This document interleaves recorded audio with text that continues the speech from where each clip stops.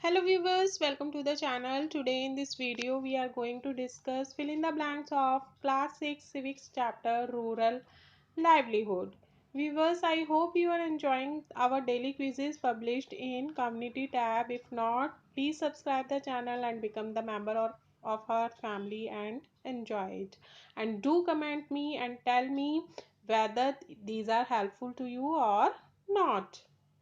Let's start. First question is nearly two-fifths of all dash families are agricultural laboral in India. Answer is rural.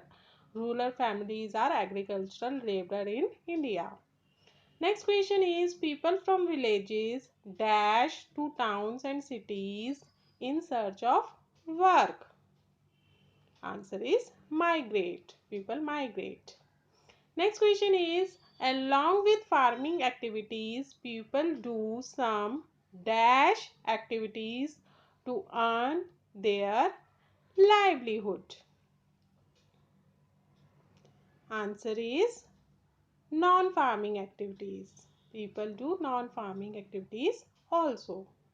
Next question is rural people in different regions of the country grow dash crops.